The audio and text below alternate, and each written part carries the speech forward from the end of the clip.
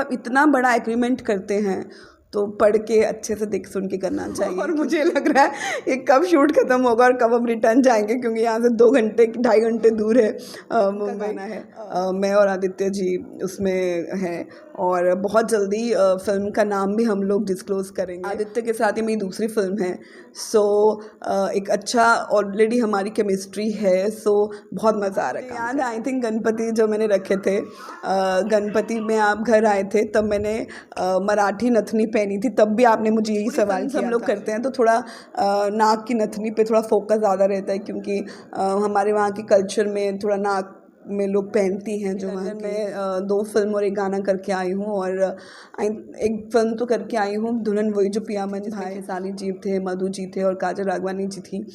इस फिल्म में मैं हूँ, रितेश जी हैं और एक न्यू कमर। जहाँ मैं रोई हूँ पूरी पिक्चर में, आई थिंक मैंने उस पिक्चर में लिपस्टिक, ब्लश ऑन या काजल मस्कारा नहीं किया है। मैं एक्चुअली कुछ बोलना ही नहीं चाहती हूँ, उनको जो अच्छा लगे दोनों को वो करें। ज़्यादा पहले क्या था ना, लोग दोस्ती पे और ज़ुबान पे चल लेते थे, बट आजकल जब से पेपर वर्क हो गया है तो थोड़ा सतर्क रहने की ज़रूरत है, आई थिंक।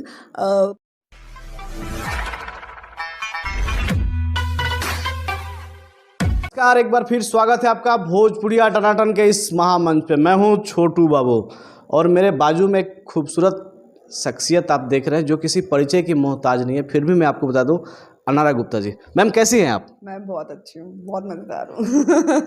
बोले बस एकदम टनाटन हूँ। बिल्कुल, हाँ बिल्कुल टनाटन हूँ मैं, एकदम टनाटन। सबसे पहले आप बहुत खूबसूरत और फिट लग रही है, क्या राज है इसका? फिट होना चाह रही थी बहुत सालों से, और बहुत मेहनत की है मैंने पिछले ऑलमोस्ट 3 साल में यहाँ तक आने के लिए। और आई थिंक अब वो दौर नहीं रहा जब करवी या थोड़ी वैसी हीरोइनें चलती थी हमारी इंडस्ट्री में। अब हर जगह इतना ज़्यादा कंपटीशन है और आपको इंडस्ट्री में बने रहने के लिए डेफिनेटली थोड़ा डिफरेंट दिखना पड़ेगा, और बस उसी के लिए किया। आज हम लोग रात को अप्रॉक्स 12 बज रहे हैं, कहाँ हैं और क्या कर रहे हैं वो भी आप ही बताइए। यस, मैं थोड़ा बॉम्बे से दूर हूँ और मुझे लग रहा है ये कब शूट खत्म होगा और कब हम रिटर्न जाएंगे, क्योंकि यहाँ से 2 घंटे 2.5 घंटे दूर है मुंबई। हम लोग शूटिंग कर रहे हैं एक सॉन्ग की, एक फिल्म का गाना है। मैं और आदित्य जी उसमें हैं और बहुत जल्दी फिल्म का नाम भी हम लोग डिस्क्लोज़ करेंगे। बहुत ही एंटरटेनिंग सॉन्ग है, बहुत मज़ा आ रहा है। और आदित्य के साथ ये मेरी दूसरी फिल्म है, सो एक अच्छा ऑलरेडी हमारी केमिस्ट्री है, सो बहुत मज़ा आ रहा है काम करके। पता नहीं मुझे पूछना चाहिए कि नहीं पूछे, फिर भी मैं पूछ लेता हूँ। मैंने आज से तकरीबन 2 साल पहले एक इंटरव्यू किया था और मैंने आपके नाक के ऊपर ज़्यादा ध्यान दिया था। इस बार भी मेरी ध्यान आपके नाक के ऊपर नहीं जा रही है। हाँ, मुझे याद है, आई थिंक गणपति जो मैंने रखे थे, गणपति में आप घर आए थे तब मैंने मराठी नथनी पहनी थी, तब भी आपने मुझे यही सवाल किया था। जी याद आ गया। यस, मुझे आ गया। और आज हम लोग फिल्म के सेट पे हैं और आज भी मैंने गोल सी नथनी पहनी है, तो आपने आज भी ये सवाल किया। मुझे एक तो भोजपुरी फिल्म्स हम लोग करते हैं तो थोड़ा नाक की नथनी पे थोड़ा फोकस ज़्यादा रहता है, क्योंकि हमारे वहाँ की कल्चर में थोड़ा नाक में लोग पहनती हैं जो वहाँ की लड़कियाँ हैं और जो हमारी वहाँ की माएँ हैं। सो मुझे लगता है कि वो दर्शाता है हमारे कल्चर को, कि भोजपुरी कल्चर में थोड़ा इंडियन टच ज़्यादा है, तो उसी वजह से मैंने नाक की नथनी हमेशा पहनती हूँ। और आई थिंक अच्छी लगती है लड़की के ऊपर। और तब तो लंदन कितने सारे गाने भी बने हुए हैं। लंदन जाने के बाद आपकी चेहरे की चमक बहुत ज़्यादा बढ़ गई, वहाँ का कुछ किस्सा बताएं। लंदन का क्लाइमेट बहुत अच्छा है एक्चुअली। लंदन में बहुत ही ज़्यादा साफ़ है हवा, पोल्यूशन नहीं है वहाँ पर, तो इसी वजह से आई थिंक स्किन अच्छी हो जाती है लंदन जाके। और यस, मैं बहुत एक्साइटेड हूँ क्योंकि लंदन में 2 फिल्म और एक गाना करके आई हूँ। और एक फिल्म तो करके आई हूँ दुल्हन वही जो पिया मन भाई, पार्ट 1 आप सबको पता है कि ब्लॉकबस्टर थी, जिसमें खेसारी जी थे, मधु जी थे और काजल राघवानी जी थी। इस फिल्म में मैं हूँ, रितेश जी हैं और एक न्यू कमर आर्टिस्ट हैं अपर्णा मलिक, वो हैं। बहुत ही सुंदर फिल्म बनी है। वो फिल्म करके मुझे खुद को ये पता चला कि मैं इमोशनल सीन में माहिर हूँ। आई थिंक ऑडियंस के साथ मैं वो फिल्म से ज़्यादा और कनेक्ट करूँगी। और जहाँ जहाँ मैं रोई हूँ पूरी पिक्चर में, आई थिंक मैंने उस पिक्चर में लिपस्टिक, ब्लश ऑन या काजल मस्कारा नहीं किया है, सिर्फ और सिर्फ ग्लिसरीन ली है।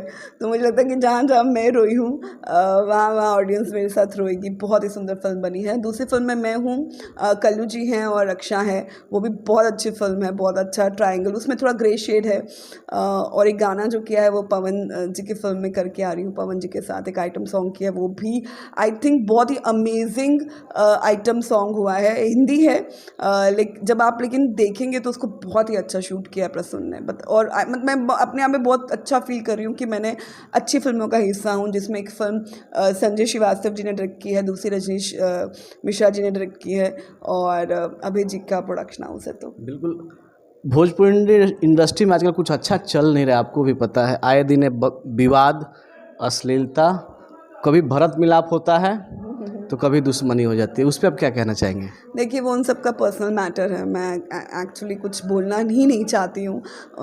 उनको जो अच्छा लगे दोनों को वो करें, ज़्यादा बेटर है। अश्लीलता मुझे लगता है कि अब ऑलमोस्ट ख़त्म हो गई है। जब से चैनल आ गए हैं टीवी के लिए फिल्म्स बनने लगे, तो आइटम सॉन्ग तो आई थिंक कट ही हो चुके हैं। ज़्यादातर पारिवारिक फिल्म बन रही है, फीमेल ओरिएंटेड सब्जेक्ट जो भोजपुरी में बहुत रेयर चलते थे वो चलने लग गए हैं। अब आई थिंक ज़्यादातर चैनल फीमेल ओरिएंटेड सब्जेक्ट ही मांग रहे हैं।